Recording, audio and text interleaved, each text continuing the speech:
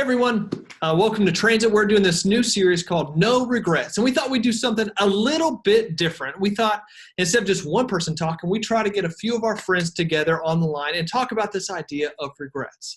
So first of all, from North Point, I got my friend Andy. Andy, how's it going? It's going well. Good to see you guys. Over from Brownsbridge, I think you know him, you love him. Hey Stuart, how are you? What's up, guys?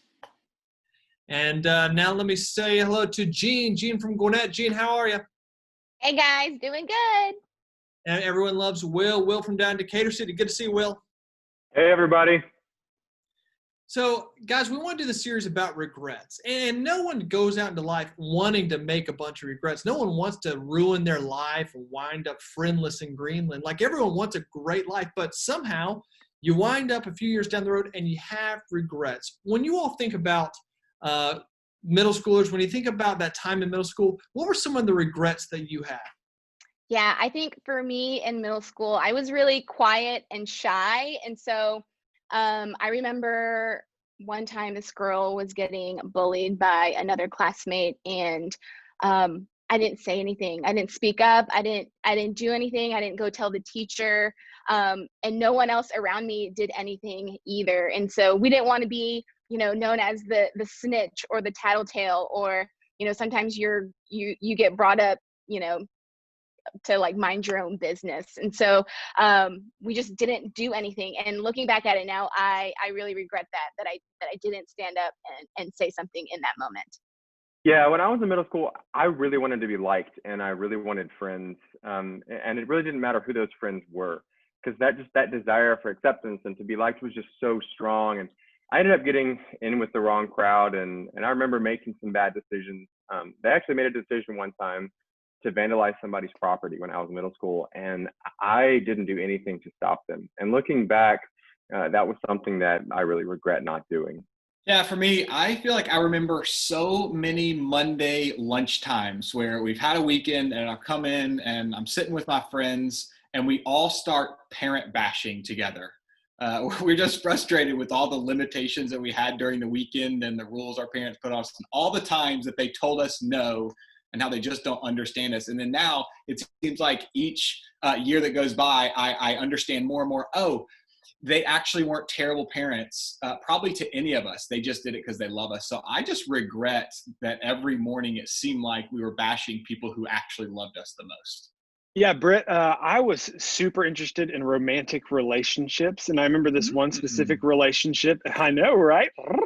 And I remember in that one relationship, literally changing the way that I looked, changing the things that I did in order to accommodate this other person. And I remember in that moment losing some friends and losing some friendships because I put that significant other ahead of them. And then obviously the relationship didn't last. And then I was left with this hole of not having any friends because I chose that person over my friends. And so I regret looking back and thinking about the times that could have happened or the memories that we could have had together if I just wouldn't have been so focused on that single individual.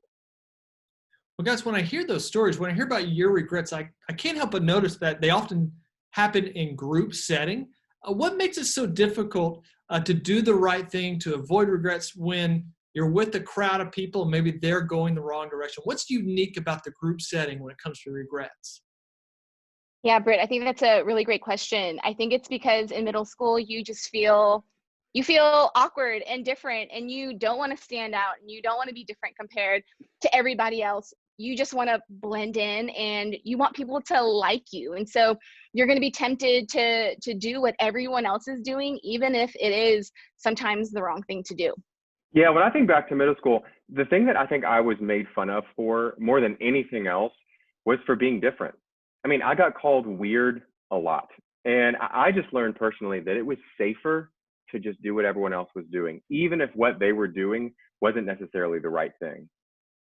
Well, guys, this week, in week one of the series No Regrets, we're really just talking about temptations. When you're tempted to do something, maybe with a group, maybe it's on your own. What do you think are some of the temptations that middle schoolers face these days?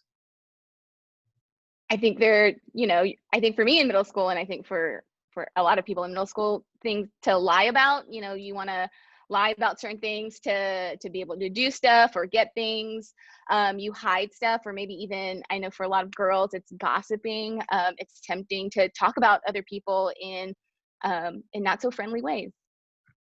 Yeah, I think some of the common things that middle schoolers deal with right now are, I mean, adults too. I think one of the biggest things that people struggle with is just that opportunity and that ability to put someone down in order to make ourselves feel better, to make us feel more important. That's a temptation to lower other people and to build yourself up. I think another temptation that middle schoolers face is things on the internet. It's things that they shouldn't be necessarily looking at. I mean, that is a temptation that is around every corner. And, sometimes your parents don't have guidelines, or your parents don't have rules, or you don't have these different things. But I know for a fact that there's a lot of middle school students out there who are looking at things that they probably shouldn't be looking at. Guys, as you know, as the transit team was talking this week about temptation, this one verse came up over and over again out of 1 Corinthians. Paul writes to that church, "No temptation has overtaken you except what is common to mankind. But God is faithful. He will not let you be tempted beyond what you can bear. But when you're tempted, he will also provide a way out so that you can endure it." Okay, that's 1 Corinthians 10:13.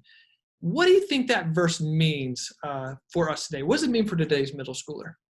When I hear that verse, one of the things that I feel grateful for in it is the beginning where it says, "No temptation has overtaken you except what's common to mankind." And just the idea that other people are facing what I'm facing almost makes it feel better, because I always feel alone in those things. Like nobody else is quite experienced what I'm experiencing, or the temptations what I'm experiencing, or maybe as strongly as I'm feeling the temptation, they're not. But this helps me understand it's actually common to the people around me, and something is comforting about that.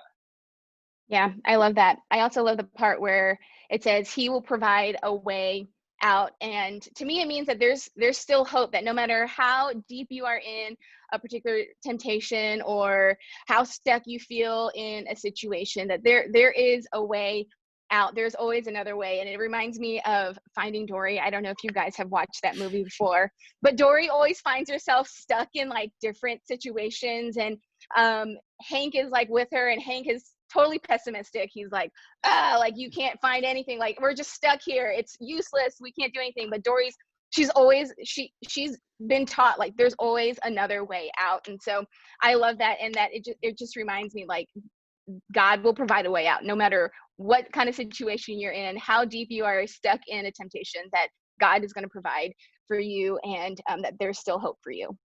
Just want to know, as we wrap up, is there any other things you want to tell our students, any other encouragement you can give our students as they deal with a world that's full of temptation? Yeah, I think as I was talking a little bit about some of my experience in middle school, that may be similar for some of you guys. I think the need that drove a lot of the temptation that I had was my need for acceptance. And it even drove me to be this person that I wasn't. And for you, whatever it is, fill in the blank there for you. But I think that being accepted for who you're pretending to be will never be as fulfilling as being accepted for who you actually are. So my encouragement to you guys would be surround yourself with people who encourage you to be a better version of yourself, not just another version of them. And our hope at Transit is that that's your small group.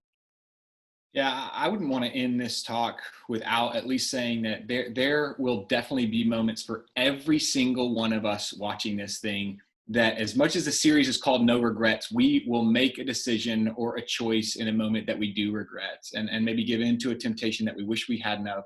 But we have a God who forgives us, who stands by us just the same, and his love for us never, ever changes. Yeah, I wish somebody in middle school just said, hey, you don't have to go at this alone.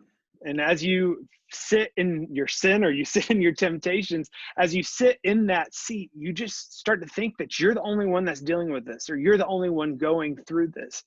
But in all actuality, there's a lot of people who are feeling the same way that you are. And so, like the others have said, I truly am so grateful that you have a place like a small group where you can open up about what's going on and the temptations that you are feeling. So you've been handed a gift that a lot of us haven't ever had before. And we hope that you're taking advantage of the fact that you have small group leaders and people in your small group who want to support you and care for you. Well, everyone, thanks for joining us today as we started the series No Regrets. We talked about the idea that God always gives us a way out. As you head to group, as you head to start your discussion, I'd love for you to be thinking, what are the most common temptations that today's middle schoolers face? So be thinking, what are the most common temptations that middle schoolers face? We'll see you next week. See you guys. See ya. Bye. Bye.